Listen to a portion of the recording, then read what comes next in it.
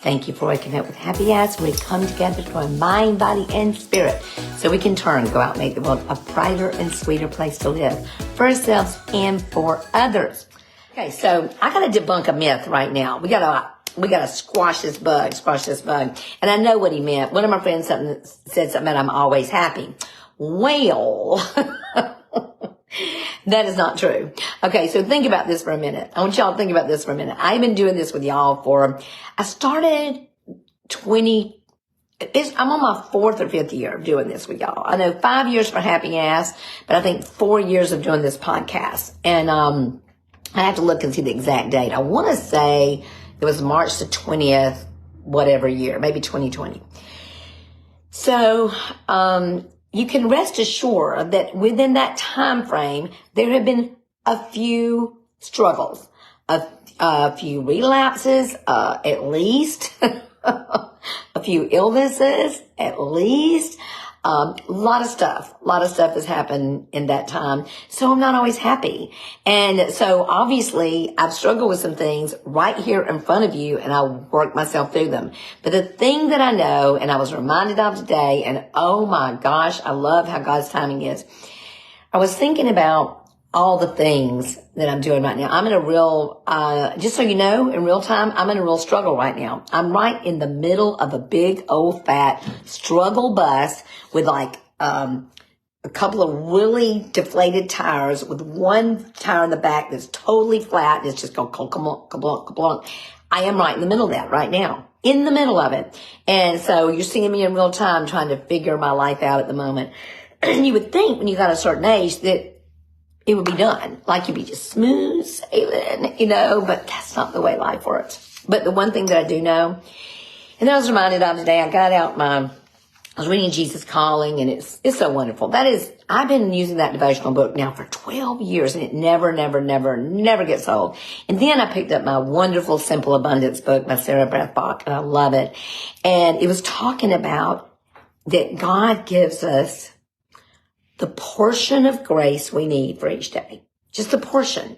Like we want to get all this grace on us and think, okay, Lord, just give me enough so that I got enough for tomorrow and the next day. Just last me through the weekend. Make it be like a Sam's Run and get me a big old 12-pack of mayonnaise that I will not use in my lifetime, So, but that's not the way grace works. It is, if I could just remember, and I have to remind myself, by having time alone every day with God and being reminded of who I am and whose I am, that He gives me a daily portion of grace.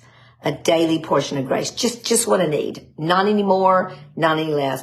So I'm thinking about that. I'm praying on that. I'm meditating on that today. I've had an ulcer that flares up every now and then. Well, it's flared up right now, and I feel like somebody's knifing me in the stomach, and it hurts really, really bad. So I'm trying to figure out what to do with that. I'm meditating and all that stuff. So today, as I'm meditating and deep breathing and all that stuff, I turn on Stephen Furtick's thing, and then he's talking about a meditation that he does where he goes, Christ in me, I am enough. And that's what he says. But this is the thing that got me, because it was reiterating what I was thinking about today. It was talking about that part in the Lord's Prayer, which we say at the end of our Al-Anon meetings. The Lord is my shepherd, not the Lord is my shepherd, our Father who art in heaven. But there's a part of it that says, give us our daily bread, Not our weekly bread, not a Costco or a Sam's Run brand, but our daily bread. So I get daily bread. And when I get in trouble, every time, it's when I'm trying to see into the future and trying to predict the future and trying to control the future. And when I do that, when my eye is on tomorrow, my heart and my feet are not planted in today. And that, I'm reminded of that all the time. And when I do that, then yes, on the days where I may not be bubbly and happy, I am still content. I am still content in the knowledge and the grace and the power that I'm held by a power greater than myself. Whole thing. Everything I've gone through, y'all. Everything I've gone through. And it's given me a peace in the middle of every storm. So I think I'm just going to keep on doing it.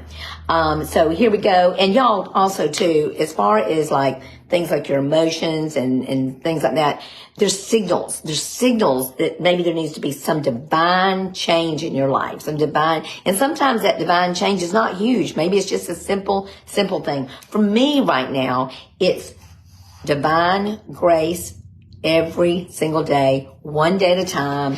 I can't hoard it up and have some left over for tomorrow. Okay. I only get today's. So here's our affirmation. One day's portion of grace. One day's portion of grace. Here we go. A daily portion of grace is my constant prayer. I wish sometimes I could have unlimited grace. Oh, I do, but only in 24-hour segments. When I think life is piled on more than I can handle, I remember my grace allotment. Just enough for today. Life is only overwhelming when I try to be too many places at one time. Breathing in the right dose of grace gives me perspective. Perspective brings peace, and peace allows my heart and soul to find solutions. I find solutions in the moment and in the quiet. Grace comes to me as needed, just the right amount at just the right time, and so it is. And y'all, this is the biggest thing that I take away from this that I'm thinking about today, that when I'm all crazy or all trying to figure out life in one fell swoop, I can't do that. I've got to rest and get quiet and get still. And that's where the solutions happen. The solutions don't happen in the frantic and the crazy and the striving and the doing. They happen in the ordinary, quiet moments.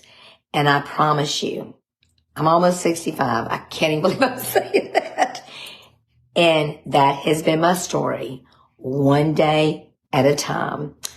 That huge power, that persistent grace has never failed me, not once in all these years. And I don't think it's going to. So I'm asking God to give you your daily dose of grace. And so it is. I love y'all so much. I think y'all are amazing and wonderful.